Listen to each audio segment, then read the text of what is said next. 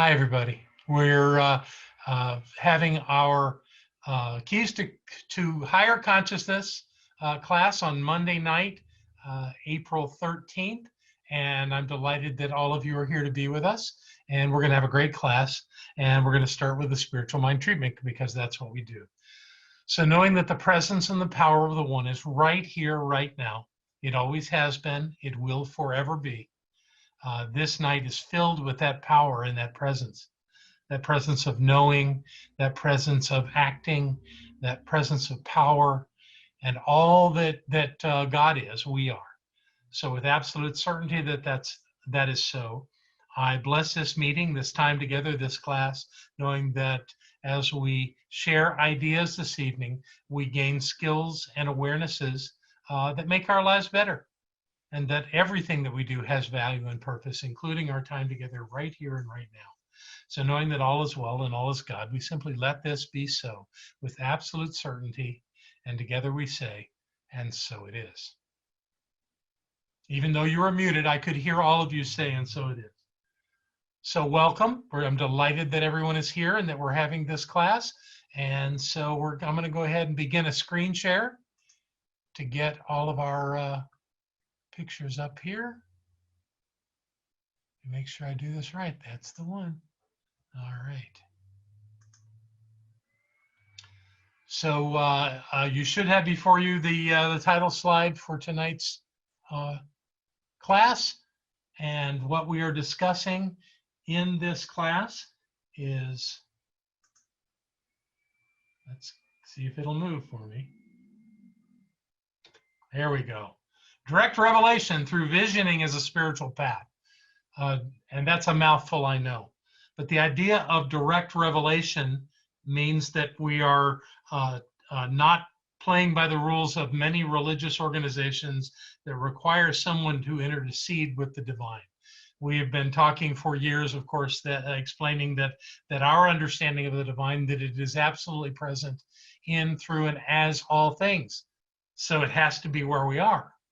But I haven't met anyone yet in this lifetime who has accessed at will every aspect of the divine. So the idea of direct revelation simply to me means that we have access within our consciousness to all information anywhere and always. And this is a process of revealing the part of that information and that consciousness and that knowledge of the divine that serves us in the moment.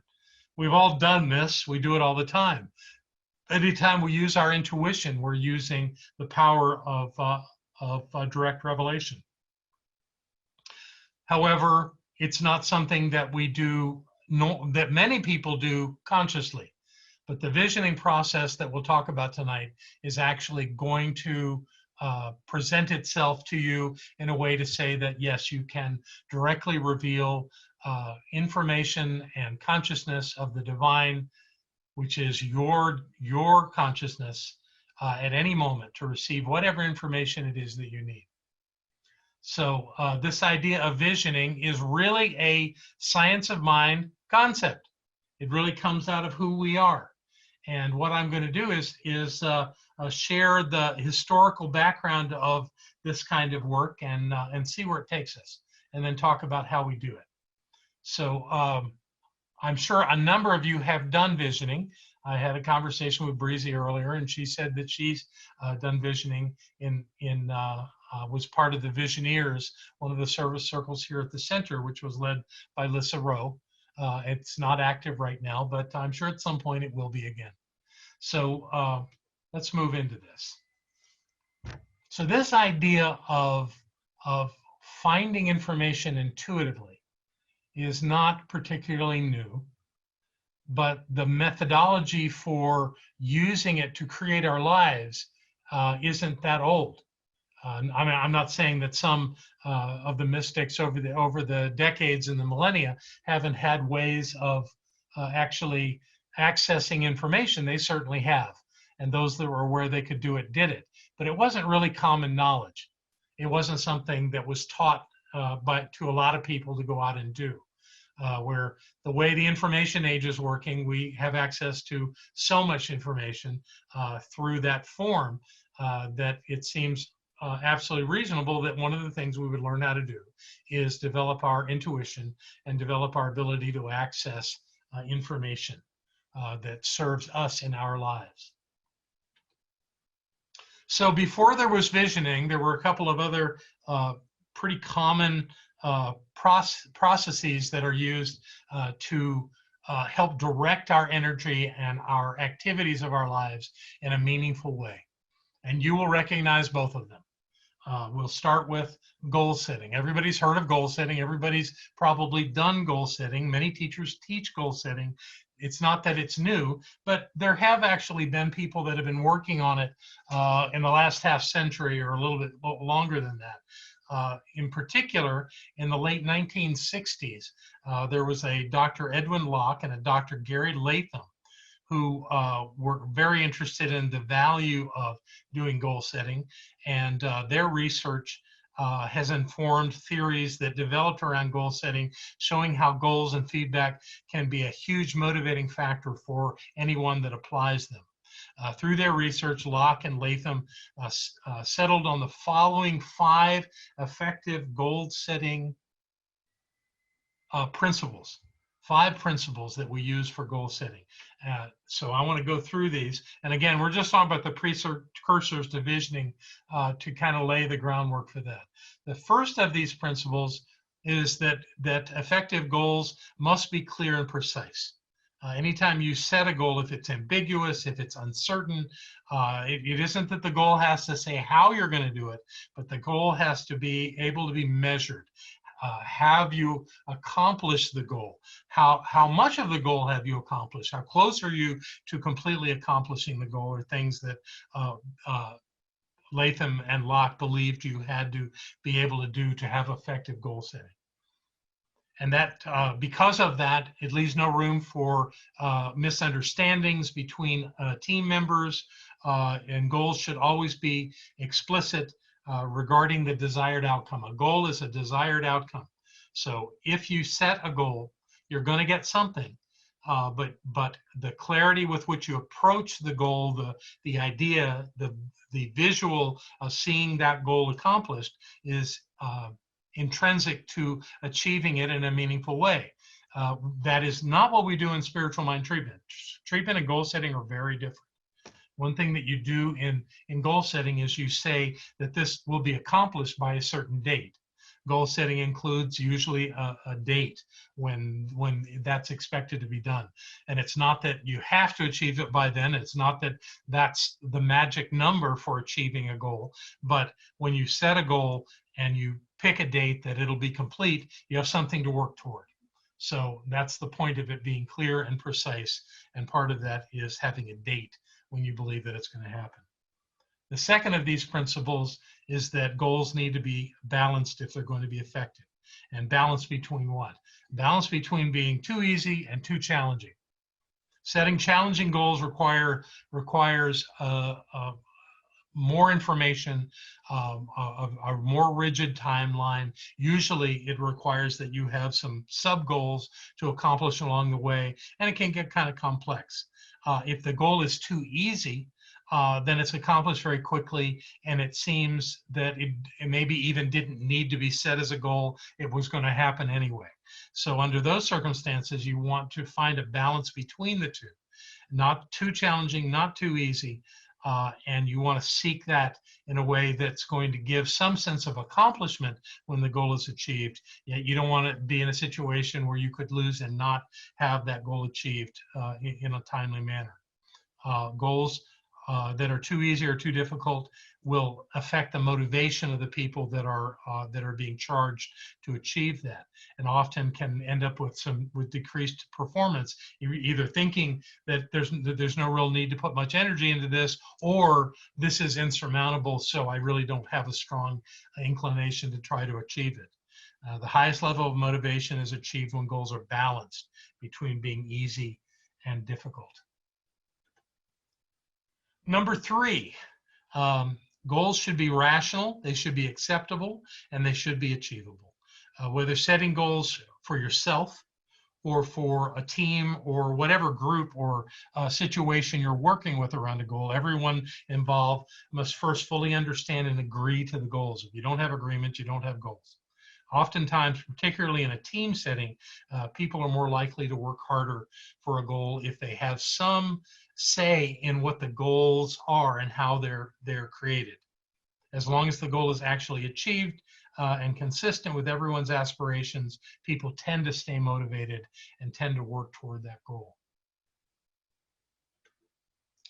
The fourth is that once goals are set, feedback is definitely required. The idea of trying to achieve a goal, especially with a team, without having ongoing feedback as to how it's going is ridiculous. You can't set goals, give it to a team, and check back with them the day that it's due. It's much more of a process than that. So once you've got the right goals, you have to listen to the feedback, and you have to continue to determine how well the team is doing moving toward that goal. Does the goal need to be adjusted at all during that to be achieved? And by doing that, you have a constant state of strategy to make sure that you are on course and you're getting where everybody's getting where they want to go with this. Feedback doesn't necessarily have to come from others. One can do their own self-assessments if your goals are simply for you. It's good to check in with them and to know how you're doing. And it also feels good to know that you're making progress. So that adds to the motivational aspect of it. And then the final principle that were set by Locke and Latham is that monitoring task complexity provides greater goal achievement. We don't want it to be too complex. When it gets too complicated, people's morale is affected, their productivity goes down, and they lose motivation. So if there are goals being looked at in an organization and they're too complex, it overwhelms the people, and people don't achieve the goals the way they would if everybody understood, if it was a simple outcome that everyone could recognize. So performance and practice and ultimate success are definitely determined by not having a too complex plan in your goal setting. So the alternative to complexity would be to have smaller sub goals that were linear in order so that you achieve the first one, celebrate, achieve the next one, celebrate, and move on down the line, or to somehow decrease the difficulty of the actual outcome that's intended to be achieved. So that's just a quick look at what goal setting is and how it works. From goal setting, we move to the other one I want to talk about, the other precursor to visioning, and that's called creative visualization. Again, I'm sure that many of you have heard of that. It comes from a book that was written in 1978 or published in 1978 by Shakti Goyam. It is creative visualization is the art of using mental imagery and verbal affirmations to produce positive changes in one's lives. Used in the field of health, business, creative arts, supports, and many other places, creative visualization can be a positive impact when applied to any area of life.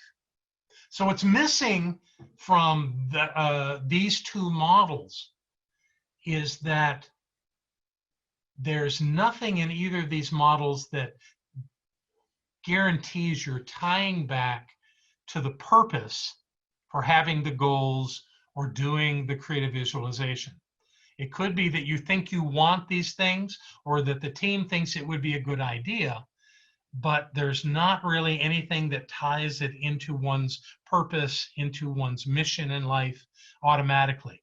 When I teach goal setting, I always start at the point of purpose and teach people to work backwards in creating the outcomes in their lives. But the idea that comes from visualization is quite different in that it's just approaching all of this from a more purposeful beginning, so that it's very clear and understood why we're doing what we're doing and what the foundational motivation is to move in that direction. In goal setting, it could be just that you like the idea of that. You know, I'd like to create that kind of a job, or I'd like to drive that kind of a car, or I'd like to have that much money in the bank, but it doesn't necessarily fit into a mosaic of someone's life, where visioning takes on a totally different look. So that's what we're going to look at now, is this idea of visioning. You may or may not know that this idea and this concept of visioning originated with Michael Beckwith, who was one of the, he's still around, of course, but he was one of the great leaders of our Science of Mind movement, and still is completely committed to the teaching of Science of Mind. He just does it outside of our organization. His organization in the Los Angeles area, which is called Agape International Spiritual Center, is doing their own work now, and they are not part of any organization other than their own. But his process of visioning is what was adapted by the religious science movement, the Science of Mind movement, before I got officially into the organization. So Michael has his system, and that's what we're going to talk about tonight, because that's what's been embraced by our organization as a spiritual practice.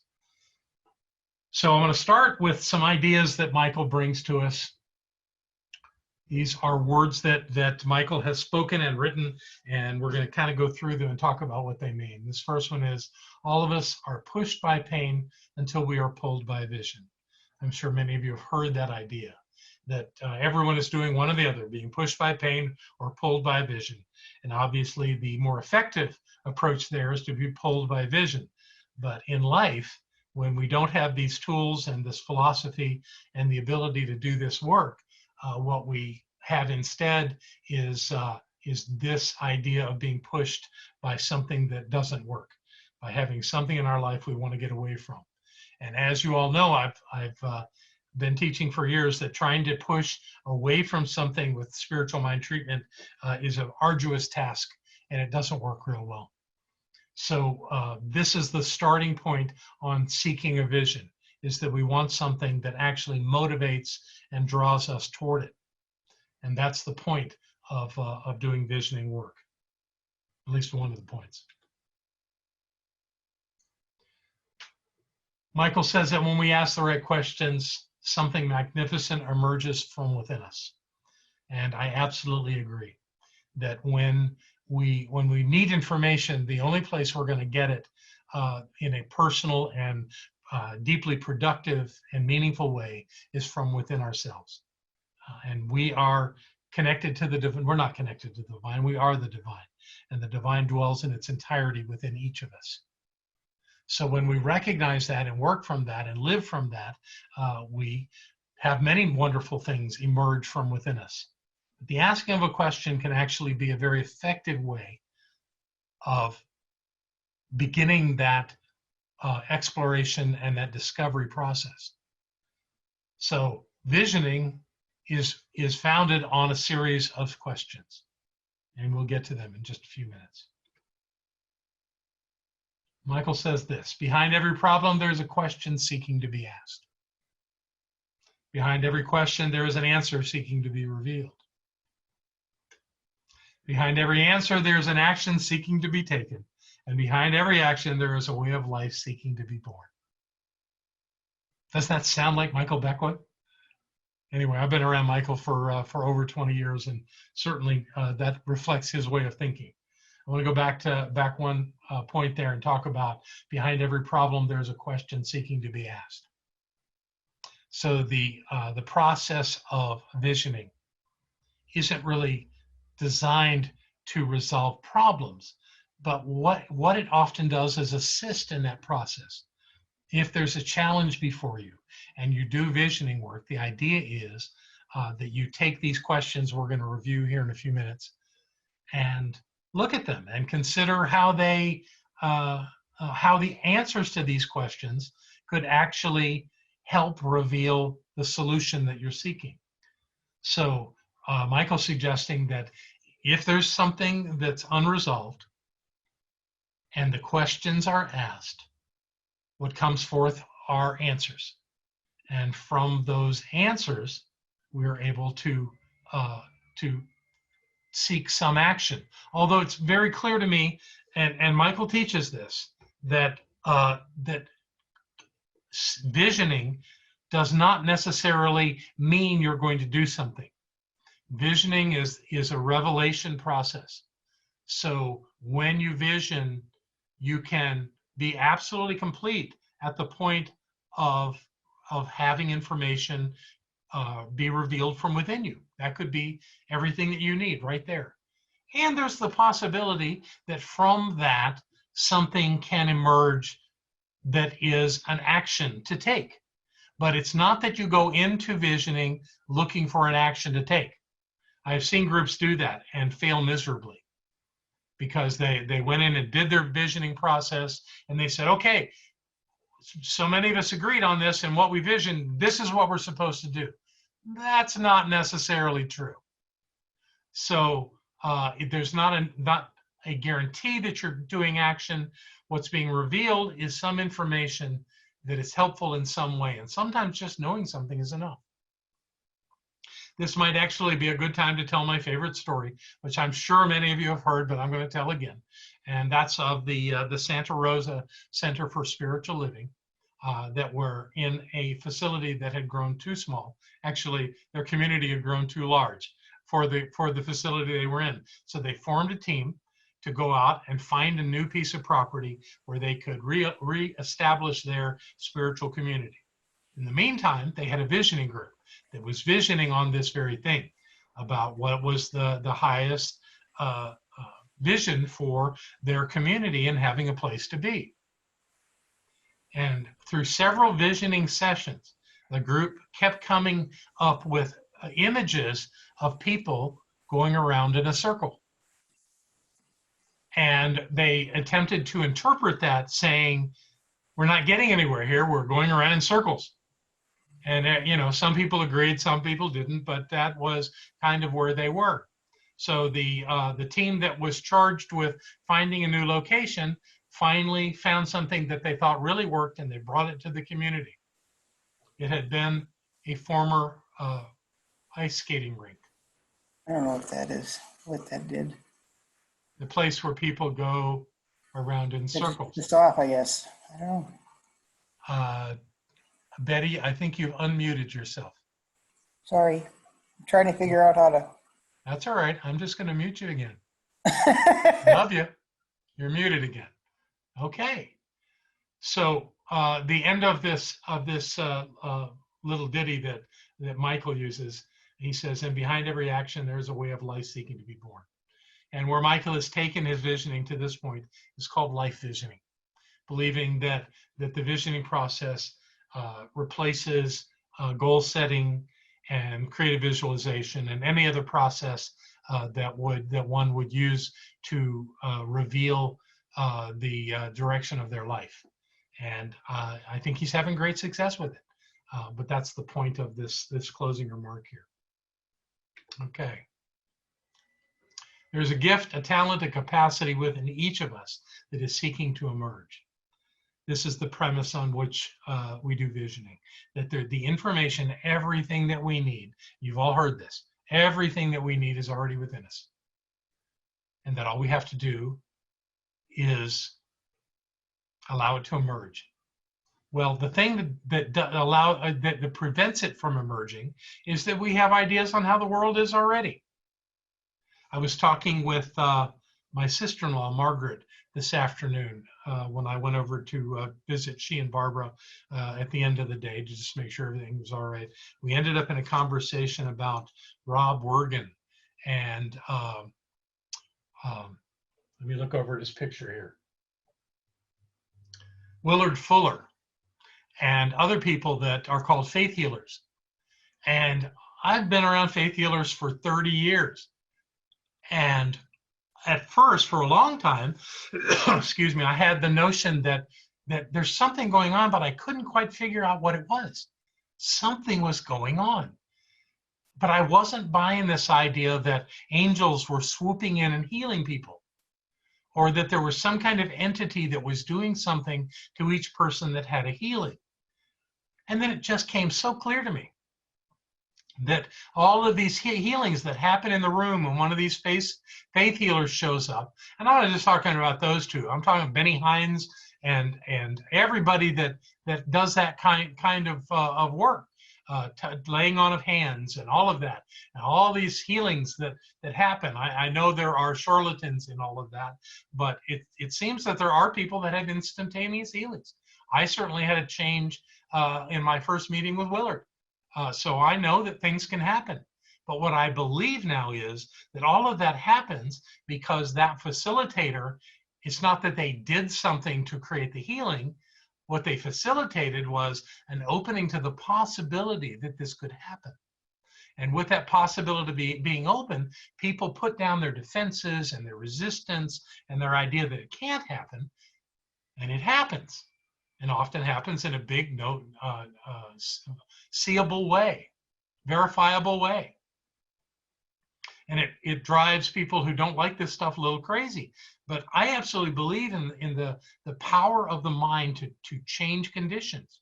It's just that sometimes I think it takes a little trickery to do it. And sometimes it takes a process.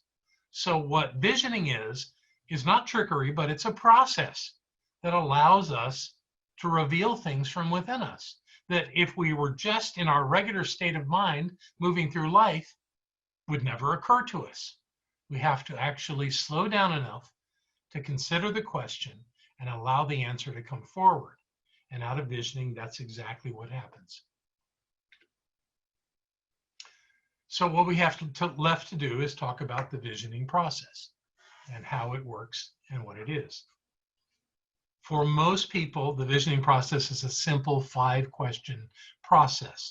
It's done sort of like a guided meditation, but not really, because the scenario of a visioning is that when it's done, it can be done by an individual with themselves, all alone. That's one way that it's taught. I have not done that myself in any kind of regularity. So I have done it with groups and have found it extraordinarily successful with groups and helping them have a breakthrough as to what they need to know to move forward. And so that's the way I'm going to present it to you tonight, doing it, how it would be done as a group. And again, there are 5 general questions. Now, the question is not always written the same way, but each of the 5 questions basically addresses one of 5 things. And the wording of the question is not nearly as important as the essence of what's being called forth. So you're going to see a general idea of what the question is on your screen in a moment, and we're just going to kind of talk about how that could work. So always the first question is, what is our highest divine vision? Now, usually it's what is our or the highest divine vision for something, so that you don't just leave it wide open to people's fancies and what they were thinking about an hour before you did the visioning. You collect it around a theme. And that theme can include a lot of different things. And how you address it can be spoken in different ways. It can be how would that look? Or how does it sound? Or how does it feel? You know, what is it that you get when the idea of the highest divine vision, the highest vision of the creation of all, could be for this particular focus, for this organization, for this project, for this theme? And that's the starting point. And the rest of the questions work from this one, work from the answers to this one. So the way it works is you go into the visioning, you settle into a posture and a state that is very similar to meditation. You are quiet, there's no talking other than the facilitator. And the facilitator, it feels almost like starting a treatment, bringing forth a sense of the presence of God. And once that's established, this question is asked. and then there's a period of time, usually about 5 minutes, where everybody just contemplates that question and sees what comes. And when things come, people are encouraged to write them down.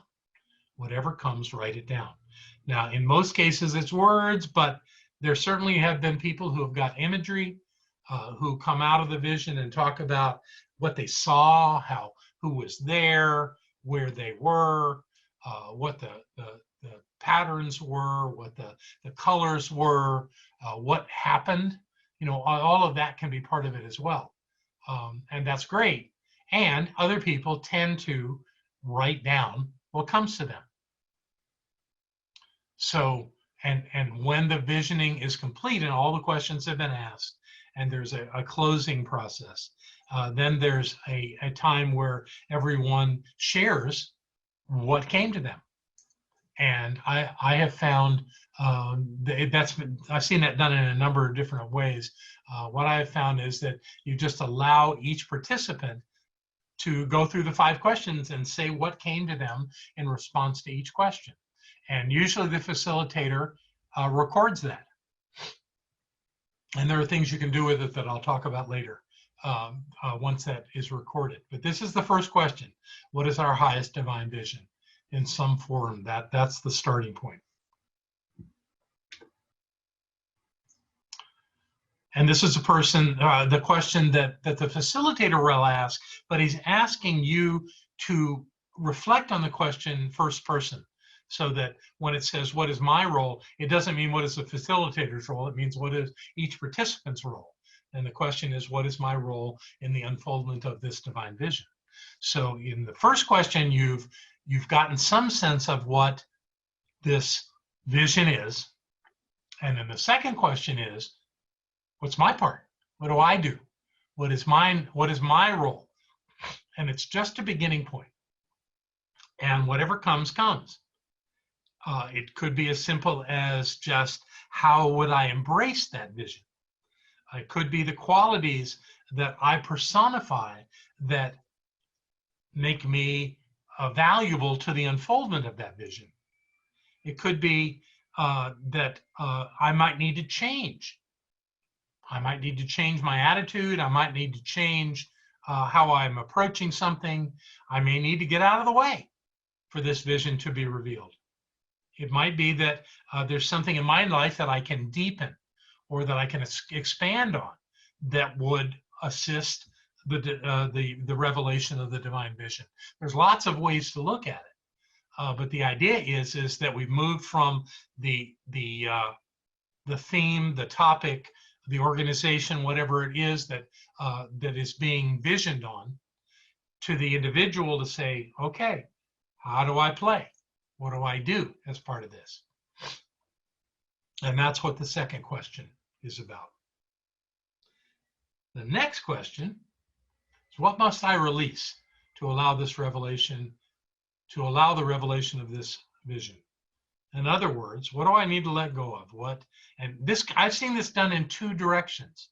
I've seen it that people interpret this as meaning, what is not working that I need to get rid of?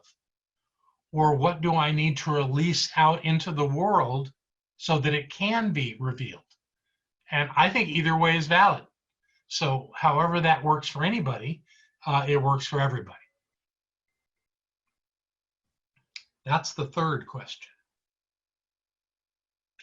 The next one is, what am I willing to give of myself in order for this divine vision to become fully manifested? And you might think that crosses over with the second question of what is my role? But actually it is a separate look at this. And you do that once you've released anything that might be in the way. Now it's time to say, well, what do I fill that with? How do I give of myself to make this work? What is my level of participation? What is my commitment to this vision? I'm going to take questions here in a minute. Okay? Because I can't see everybody right now. All right, and then the final question is pretty simple. What else is seeking to be revealed through this process? And this is a wide open question to say, what else is there? What else? And I've seen this question really work, and people come up with their most fascinating ideas once you got the form out of the way. And I've seen a lot of people say, nothing came. So this is an interesting question just to bring it full circle. What else is there? What else should we consider? What else is there to know? And those are the 5 questions. So what I'm going to do is stop the sharing for a moment and see who has a question. I think that was you, Breezy, that had a question, or it was someone. Yeah, it was me. It went through too fast. I couldn't get everything written down from 3 through 5. Well, you know what? She's going to post this in just a few hours, and you can go through and slow it down as much as you want. But you're going to hear those questions again here in just a few minutes. So I'm sure you'll get them written down before you leave tonight. Okay. All right. Any other questions? Anybody have any thoughts on this process? Raise your hand if you've done this process before. Breezy can't raise her hand. I did. Okay. Well, this is something that has become integral in our organization. We actually have a visioning team of people from around the world that meet on a regular basis and do visioning for the organization. And they often ask the same questions over and over and over again and see how the answers change. But I have used this with groups that were trying to find answers, and we found some answers. So I know that this works, and I'll explain how that works after we do it. So what I invite you to do is make sure you've got something to write on with you. And we're actually going to go into a visioning mode. And what I'll do is, as we're doing that, I'm going to go back up to the first question, and we'll start there. But I got to start the share again, so bear with me just a moment.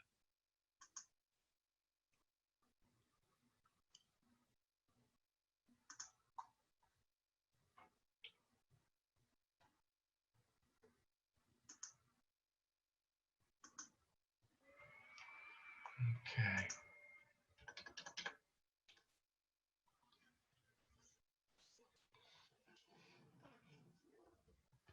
So I invite everybody to get comfortable, and I would put your pen down right now. Just put it where you can pick it back up when you're ready. And to join me in this visioning process, we begin by knowing the truth, that there really is only one thing going on. It's perfect, it's whole, it's complete, it's absolute, it's all powerful, it's all knowing. It's infinite. And it's right exactly where we are, everywhere we are. And we have access to it because it dwells within us. It is the essence of who we are. We function from that one source. And all is well. And with that clear knowing, we know that answers are always provided to us.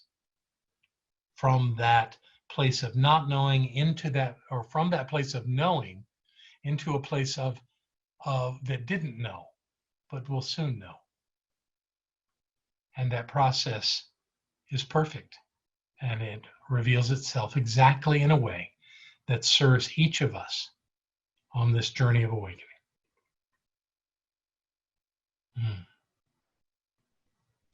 So I invite us for a moment to simply sit in the silence and to reflect on the divine presence that we are. No need to conjure up any particular images or words or thoughts. There's nothing to do, just to be here in the moment.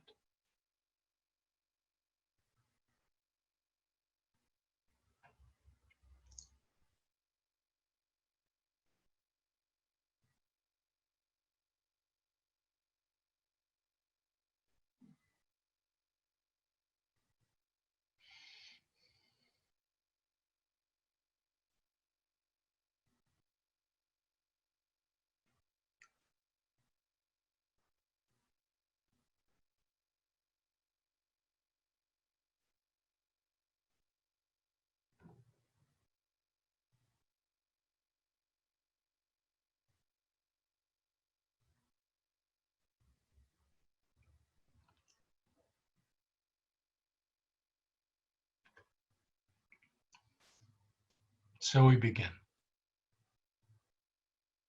I invite you to ask yourself, what is the highest vision for Center for Spiritual Living Asheville? What is the highest divine vision of this center that we love?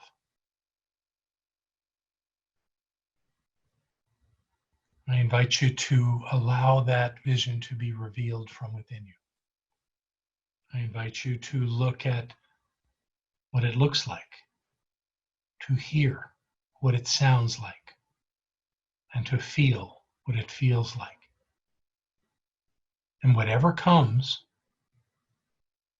write it down.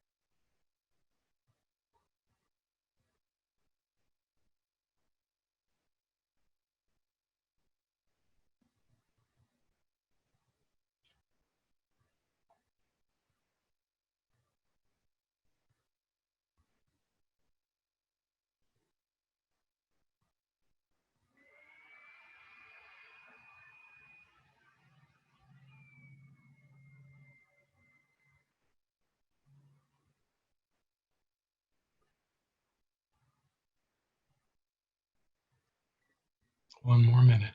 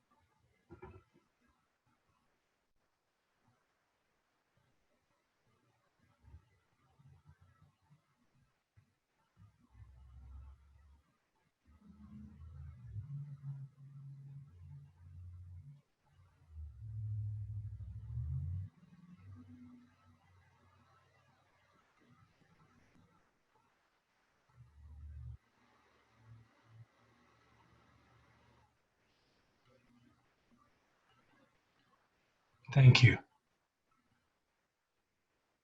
Now, if you're still holding your pen, set it down. And again, close your eyes. And ask yourself this question. What is the highest divine vision for my role in the unfoldment of this center? What is the highest divine vision for my role in the unfoldment of this center? What must I embrace to best support the realization of this vision? What qualities must I personify to be an instrument of this vision? How must I grow or change to embody this vision? What areas of my life must I deepen or expand? I invite you now to sit in the silence, observe what comes, and write it down.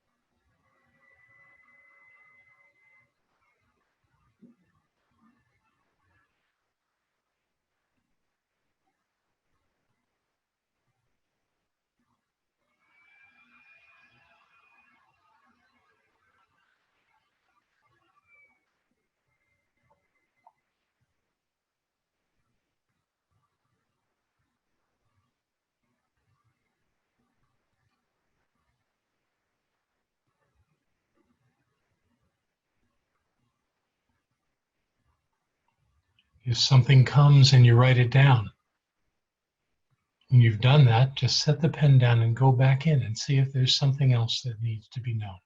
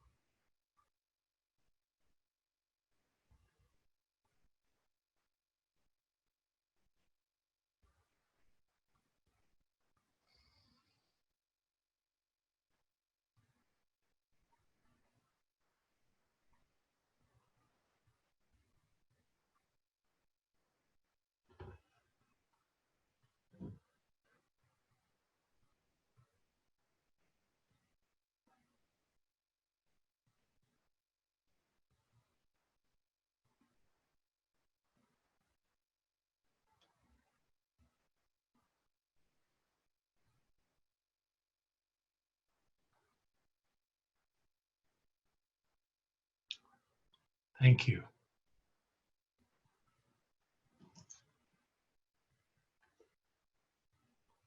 Now please ask yourself, what must I release to best support the revelation of this vision? What must I release to best support the revelation of this vision? What ideas, beliefs, intentions, or expectations no longer serve me and keep me from the greater good of this vision? What obstacles must I heal or overcome to move forward with this vision? I invite you to sit in the silence and observe what comes, and then write it down.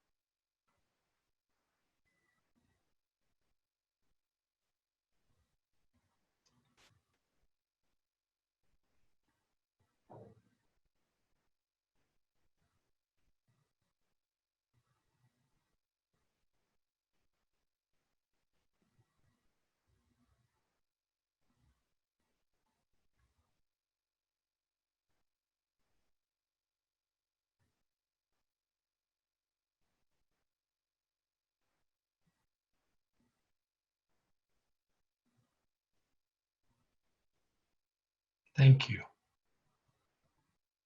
Please set your pen down and receive this next question.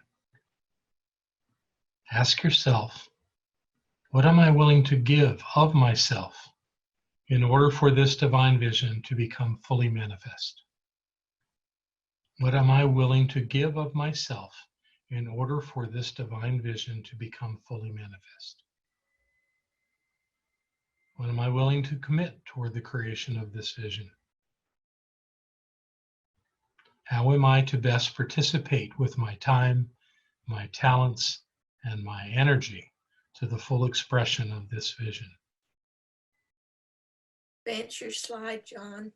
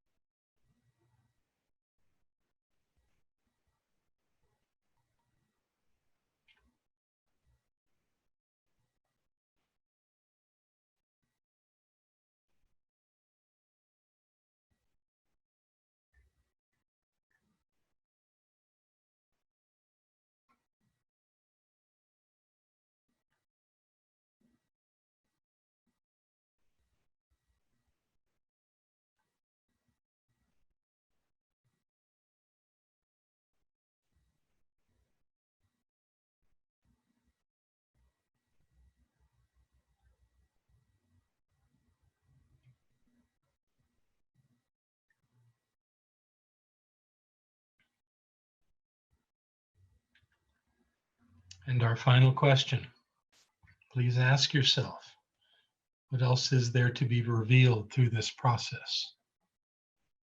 What else is there to know to achieve this vision? What else wants to be revealed right now to this group of beloveds? What else is important?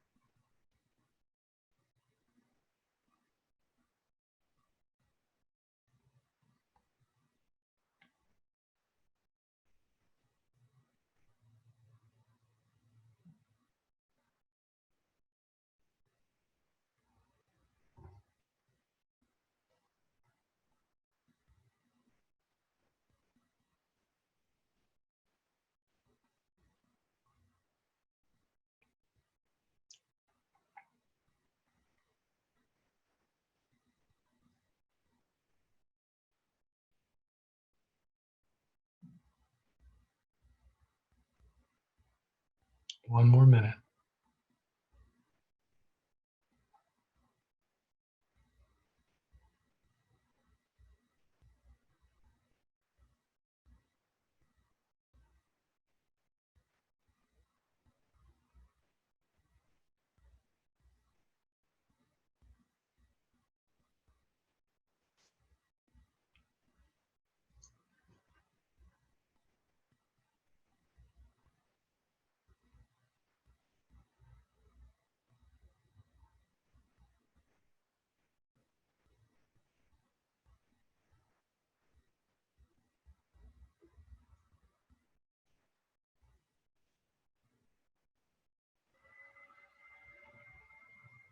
Very nice. So we come to the completion of this project, this process. And I feel the gratitude of whatever is being revealed.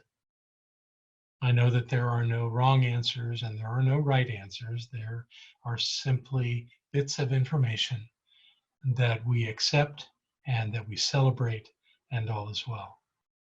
And whatever needs to be known is known in the mind of God always. It's known in my mind, in each mind here, and in the all of God. I'm grateful to know that this is so, and that all is well, and that all is God. We simply let it be so, and together we say, and so it is.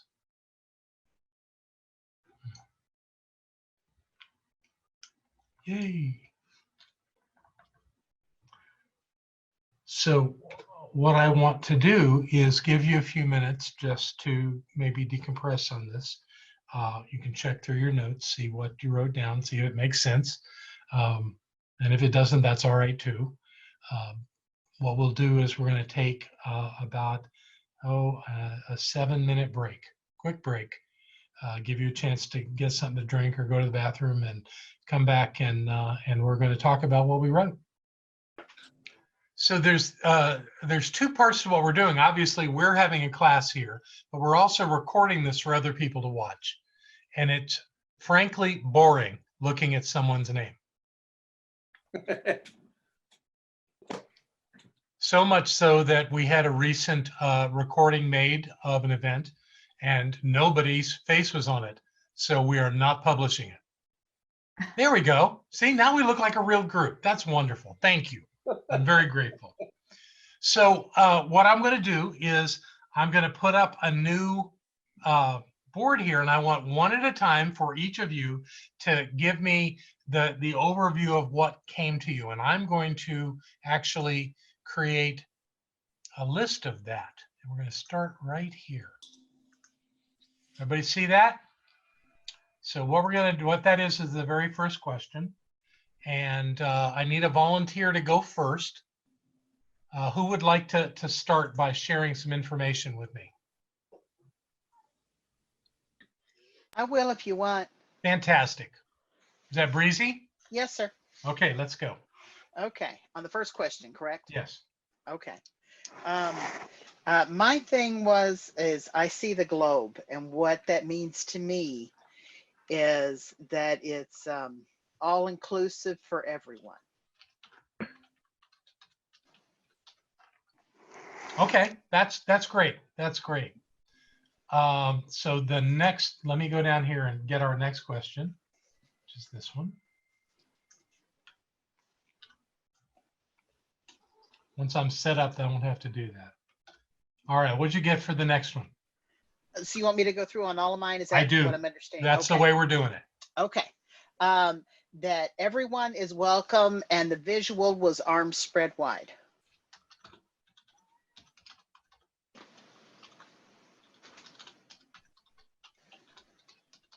Excellent. Okay, let me pull up my next question here. Sure.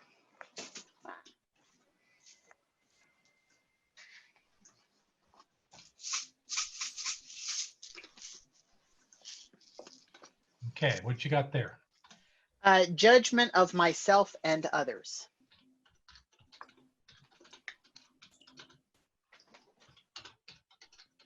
Excellent. Thank you. All right.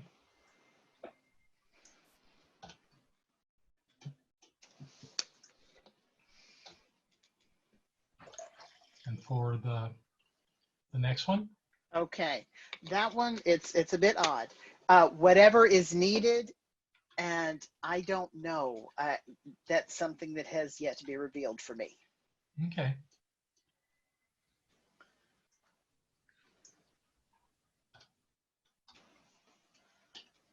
I'm sorry, did I miss number 2? What is my role on that one with her? With No, Breezy? that was everyone's welcome, arms spread wide. Is John, what she, number 3 and number 4 are the same ones, and the 5th one. You're copying the same. Okay. I'm copying the same one. Uh-huh. Yeah, you copied the same question for 4 I and see 5. that. I copied. I didn't mean to copy. Okay, no, I got it. I got it. Okay, and number 1 was, Hang on. Don't do that to me. Let me get this oh, squared yeah, away, or I won't get it right. I see it on screen. Okay. Let me be Okay, and let me quiet. get the last one here. Whoops.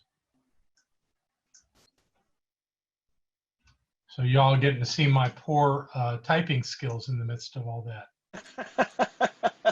Or copy and paste skills, one or the other. Okay, so what's left for you, Breezy? Through the process is, for me, self-realization. That was the last one? Correct. Okay. Self-realization. Okay. Thank you. Who wants to go?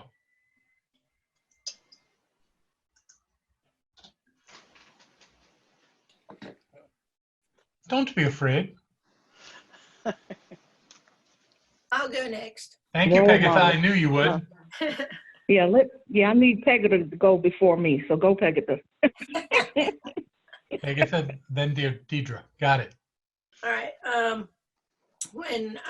Number 1, I envisioned us all returning to our center and there being even more people there, that the messages were even clearer, and that we were always celebrating all of the good that was coming to us.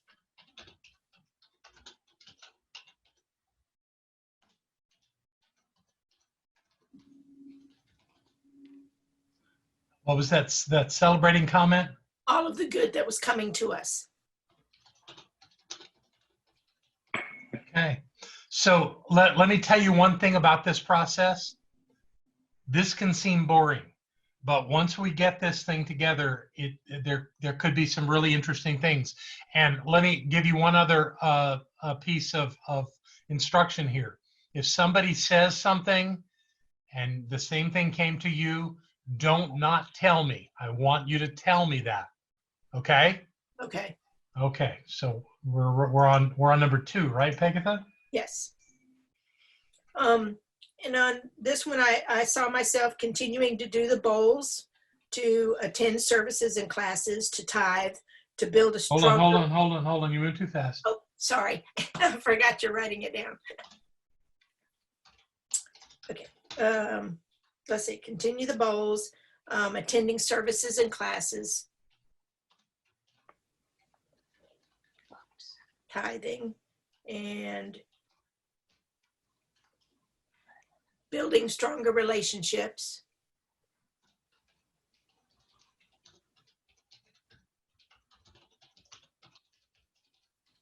Okay. Anything else? And being the light and joy that I am. I think I'm going to put a capital L on that. And joy. Okay. Thank you. That's the way Number I write. 3. Number 3, I said that I needed to release any ideas that I'm less than or unworthy in any way. Any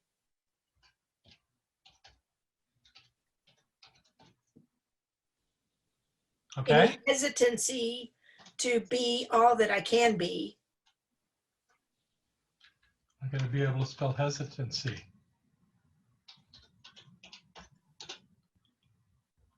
Say it again for me now. To be all that I can be. Okay, got it. Yep. Number 4.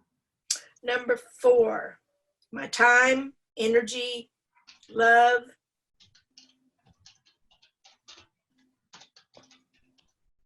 Okay. enthusiasm, and tithes. Okay, thank you. And number 5. Number 5, I am God, Okay. worthy, love, joy, happiness, health and well-being. An artist, successful,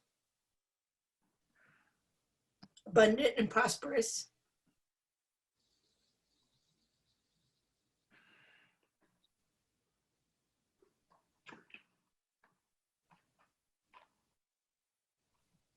And my my new tagline, I am abracadabra conscious creator. Very nice. Very nice. Thank you, Pegatha.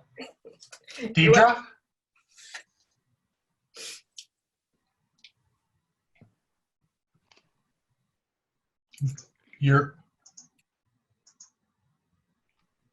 There you Okay. go. There you go. All right. Thank Number you. 1. Okay. Okay. Okay, so I see the center as fully self-sustaining, full of friendly people and family love, that we love, we're like a family, that we're all learning about our divine nature and supporting each other in that. And we're growing in numbers. Hang on. Okay. Okay. We're growing in numbers of participants, I guess the best way to put it. Okay. That's great. Participants in this journey with wise leadership. Don't forget that part. Yes, ma'am. Strong, wise leadership. Okay.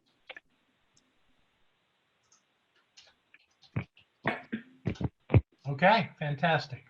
What about number 2?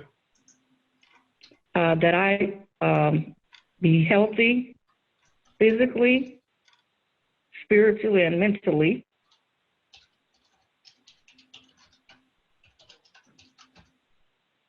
that I do the work to strengthen myself, rest when I need to, meditate, and I've got a couple more. Okay. Be helpful and giving and loving, and realize, oh, let me let that No, go. no, I can't go that fast. I know. Be Okay. helpful and giving, Okay. and realize God in everyone.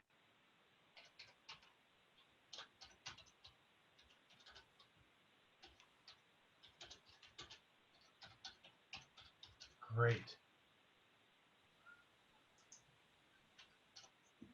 Okay. Number 3. I have to release my fears of failing, fears of being alone or abandoned, I guess is the word. You want abandon there? Fear of Okay. abandonment. Okay. You know, that I'm going to look up and nobody's going to be there. Let's see what else. And I need to release my old beliefs in the concept of God. Is that good enough for that? Clear enough? Yes. Or higher power, whatever you want to call it. Okay. Number 4. All right. And just like Pegasus, he said exactly what I'm willing to give. Say it to me My again. time, okay? My time, energy, passion, That's a good one. okay? Compassion, Compassion. and Were that those too, two different both of them. things, passion and compassion? Yes, because passion is my Yes, outward they are. They're expression of, different. enthusiasm. Compassion, Okay. what I feel, trying to look at others, differently. Right. What came after And compassion? then financial resources, which may be tithing or just giving, There you go. whatever. Okay. Did we get them all? Mhm. That's it for that. Okay. What do you got And on? the last one, Yes. what is seeking to be revealed? My best life, Okay. prosperity, Mm-hmm. health, Okay. love, truth, and joy. Quite a bit. That's okay. That's good.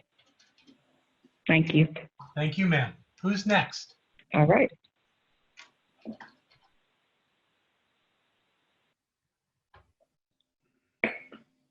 Surely there's a guy that wants to play. I was trying to figure out how to raise my hand, but I guess it doesn't. Talking works too. Thank you, Tim. Yeah.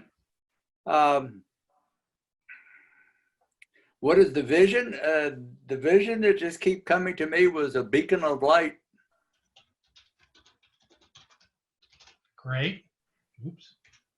And what is the highest divine vision for my role is being open and accepting of everyone and what they bring to the tribe.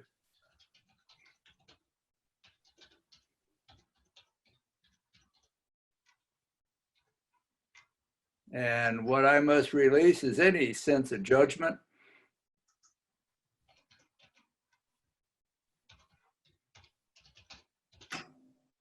Okay.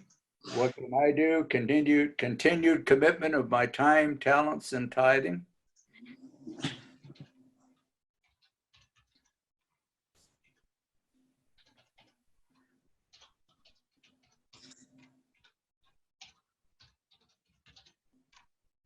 Oops. And what else do I see? I see an expansion of the role of laity in our center.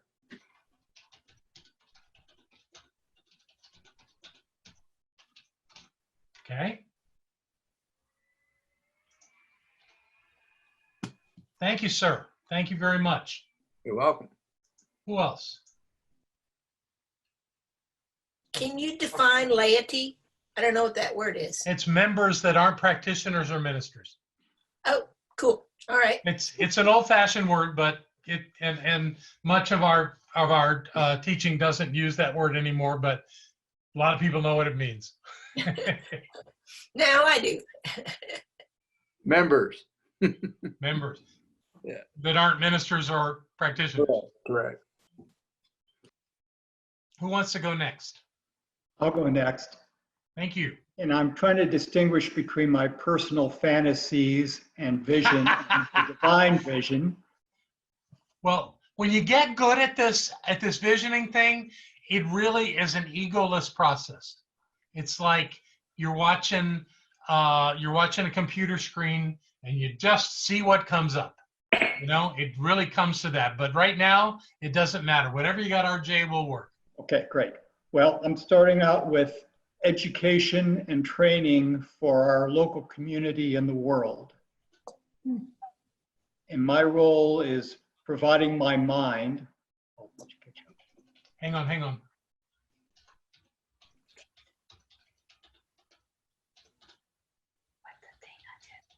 Okay, what was that? What'd you have for number 2?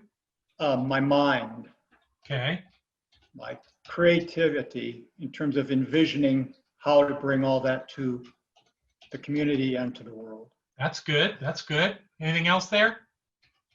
That's it so far. Okay, how about 3?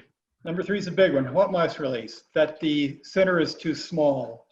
There's not enough space, not enough land for what I'm envisioning of a retreat center, a education facility, potentially for housing if necessary. That's, What else? what I almost release is that this has to be done face to face. That what I've learned over the last month or 2 is that one does not have to be face to face in order to bring this education and training and the wealth of knowledge and enlightenment we have within our local community. Oh, congruent with the times. Congruent with the times, exactly. So possibly a huge media center instead of a huge auditorium or training classroom. Okay, well, we're in what you're releasing. Pardon? We're in what are you releasing? I'm releasing this vision of it's got to be a large physical facility with large parking. I know I'm getting down to the nitpicker. That's where my mind was going, to say this could be something created virtually Got it. for the community and for the world. Okay, what else? That's it for 3. Okay, great. What am I willing to give of myself? Physical labor to create whatever facility is needed to house this vision. Okay. Is that it for 4? Yes, it is. And for 5, you got anything there? Well, just a recognition of the wealth of knowledge and experience and spirituality we have within our beautiful community of participants here in Asheville. Okay. Excellent. Who's next? I'll go. All righty. Hey, Jack. Number 1, Mhm. I had similar to RJ, I think we were kind of on the same wavelength. A school and a church, a retreat center. Going too fast for you. And ministerial training, ministerial school. And that was it. Okay. That's good. And the Unity Village, by the way, was kind of the model that came to mind if you've been there. something Many similar times. to that. Yeah. Number 2, my role in that would be to teach emotional freedom techniques or energy psychology techniques, which are a recent development in the field of psychology, and to write books that would back that up.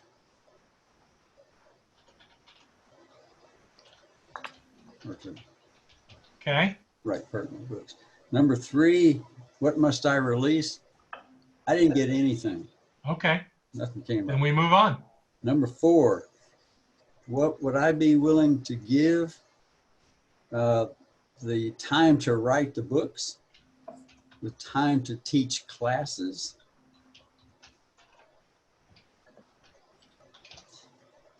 and tithing to that organization or CSL Mm-hmm. Okay. on my income. Anything else under 4? No, How about 5? nothing came up for me on this one. Okay. I've heard that before. All right. Who's next? I'll go next. Thank you, Kate. On number 1, what came up for me is change. To grow more meaningful in this changing world. That's number 2, John. Oh, okay. Thank you. What? Oh, I'm writing on number 2 is what she's saying. Got Oh. it. Thank you for catching that. It goes here. To grow more meaningful. Meaningful in this changing world. I think Okay.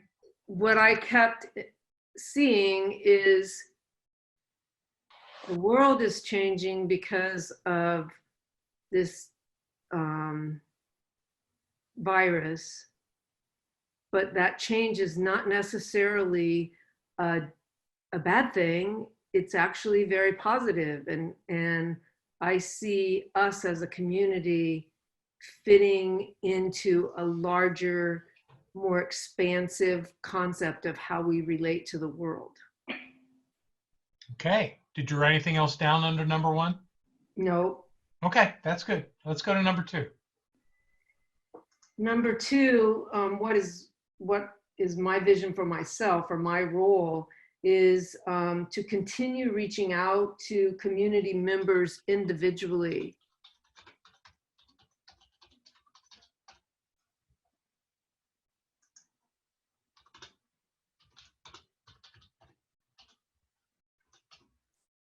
Okay.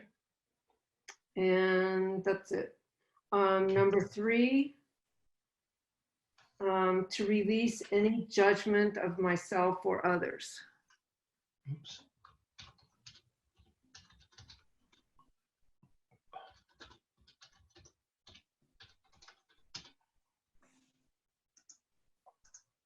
Okay. And number 4 is to continue using my time and talents in the best way I can. Right. And number 5, I didn't have a clear idea, but That's all right. it had to do with our center taking a stronger role in the Centers for Spiritual Living in general, as a whole. I don't know how exactly, that just is what came up. Okay. Excellent. Thank you very much. You're welcome. Who's next?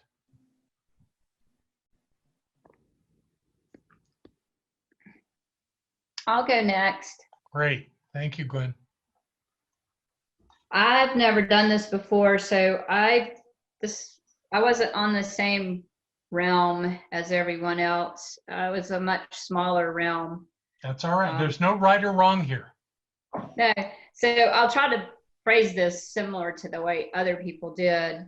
So my what does it look like, or what does it feel like, was that it felt like a big family, a place to be safe, secure, and loved.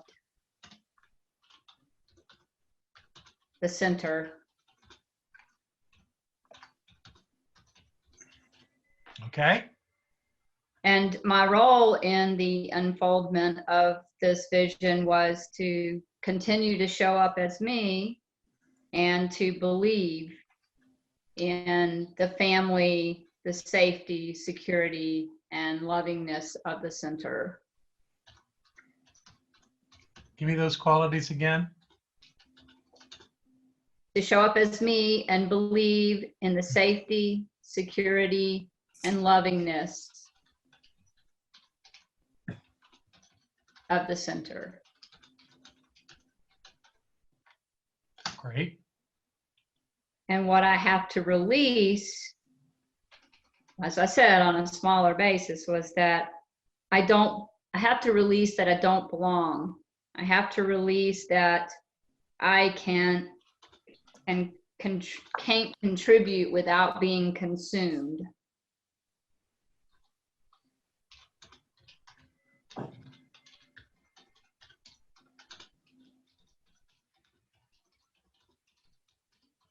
Okay. And what I am willing to give of myself is to volunteer and let my skills be known, matched, and used as needed.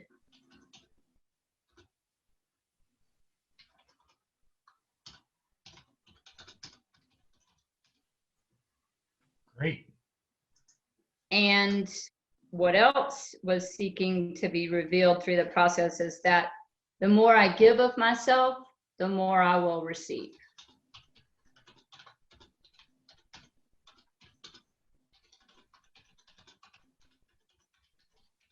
Excellent. Thank you. Thank you. Okay. Who's next?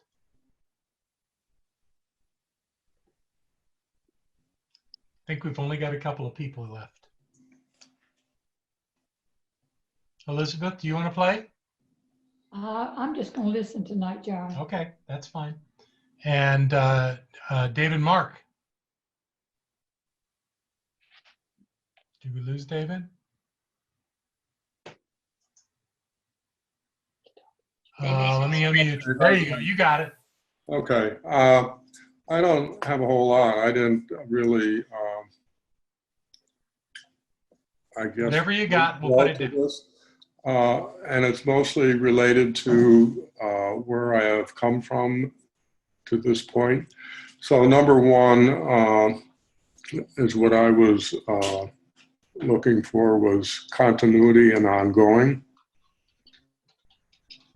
Number two was to be a part and more active. What I could release is the questioning and resistance, and release my trying to find my place, so to speak.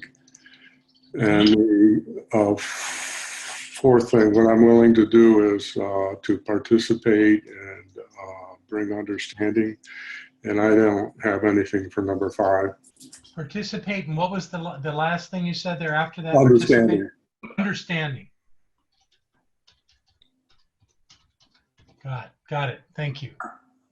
Excellent. So this is our record of the work we did tonight. And so I'm just going to sit and look at this for a minute. You can look at it too. One thing we're looking for is patterns. Some of them are really easy. Will you send us a copy of this? Sure, we can do that. Thank you.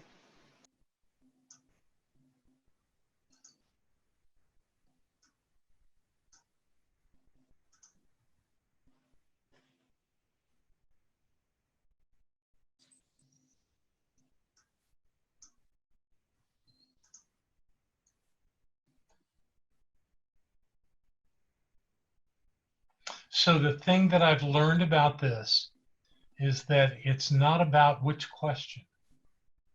It's just about what information comes.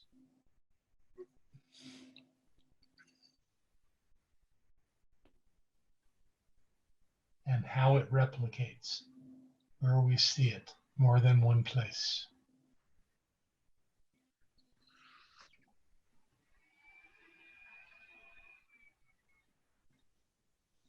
So what did we have up top here?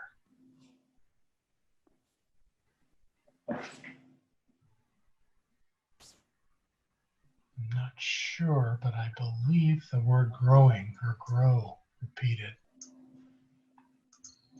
Now I gotta find where else it says grow.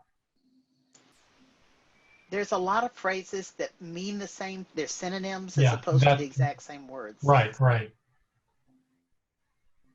But I thought I'd get the easy ones first. Oh, Well, maybe not. Maybe I made that up in my head that growing came up more than. Okay, well, change to Kate grow had more said- meaningful. right. That's the one I was going to point out. Yeah, Where- the Oh, one there it Kate is. said. Okay, there's that one. Uh-huh. Okay, that's a possibility. There we go. Okay. All right. Oh, and families twice. Family. But that comes up Yeah, more. and right Where else is it? under the one you just went to. There you Big go. family. Yeah. Okay. Of course, love came up a lot. Learning in school and ministerial school, all of that. Yeah, anything education Education. in school is All of that. Yeah. Exactly.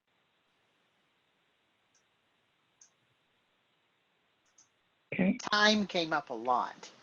Yep. Time came up a lot. You're absolutely right. Let's do time. Time. Normally, if this would be on a whiteboard and I'd be circling things, and that's done much faster. And judgment came up quite a bit under 3. Right.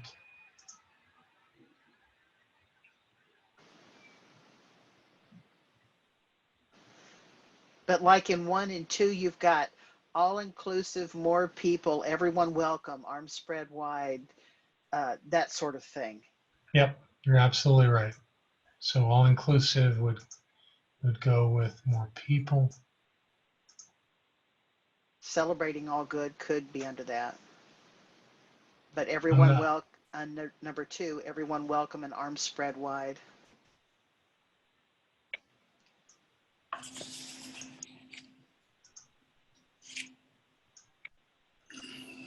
That would fit in with welcome. And how about Yeah. giving and tithing are pretty much in the same, There you go. right? Yeah. Mm-hmm. Reaching out to members, is that kind of falls in there? I think that's under Oh, no, everyone that's welcome, Kate. wouldn't it be? Building stronger relationships. There's a lot of that. Been the smart if I had changed colors here, but I didn't. And under Right. number 5, Okay. the recognition of wealth of knowledge with the teaching and education.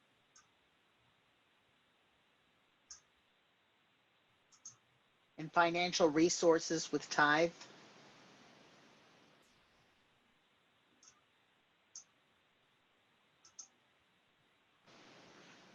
Then you've got talents, share skills, volunteer, that are all pretty much the same thing, energy.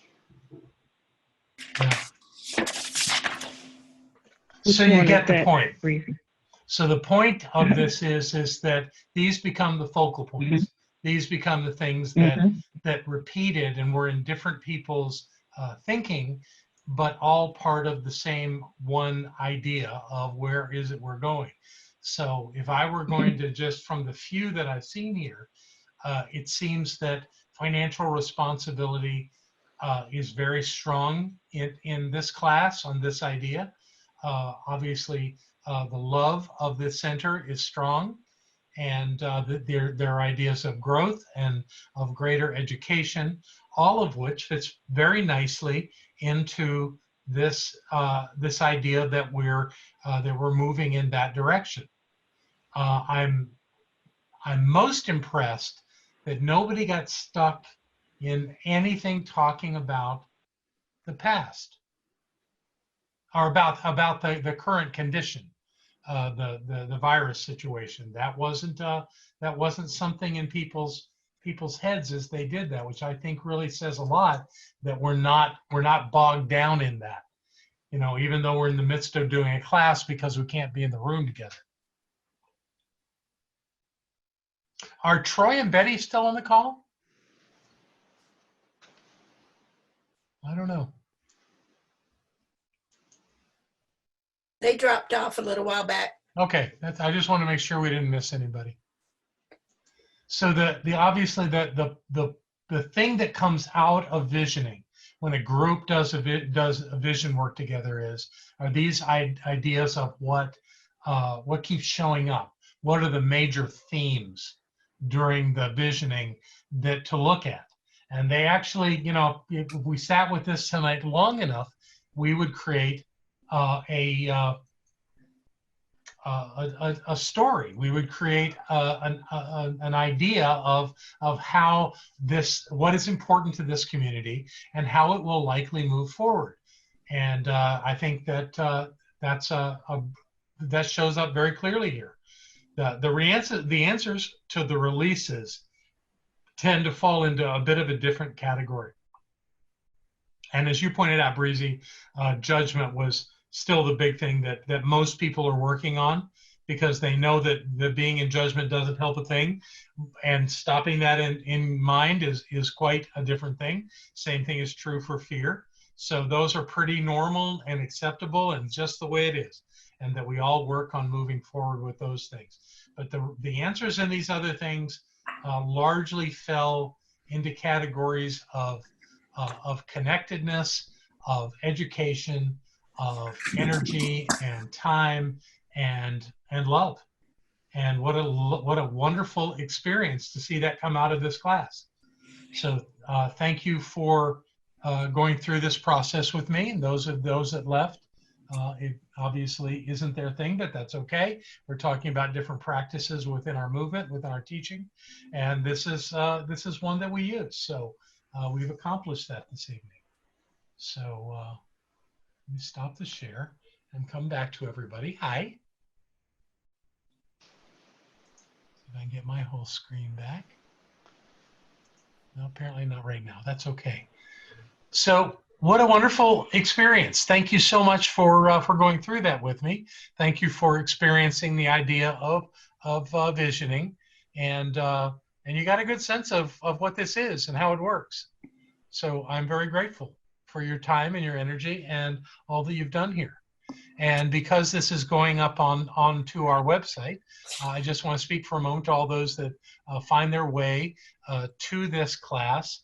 What I've discovered in my own understanding of our website is that under classes, there will be only one video showing. We're not continuing to do that, but as you click that, it'll give you a drop-down menu of all the classes in this series, in the Module 2 series, and anybody that wants to go there can go and look at any of these recordings of classes. That you're not just limited to the single one. And I want to, and of course, we have people on this call who are incredibly generous in their support of this center.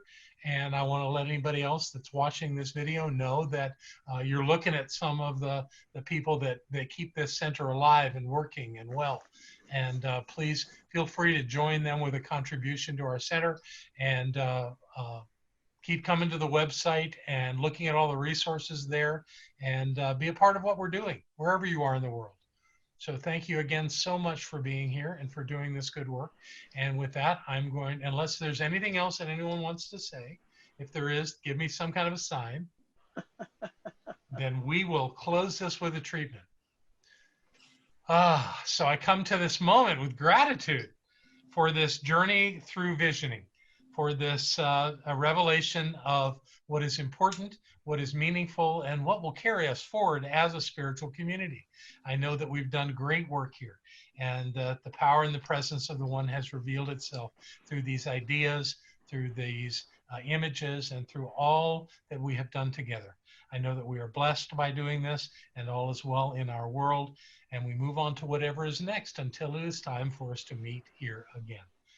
And with that clarity of knowing and much gratitude, I simply let it be. And so it is.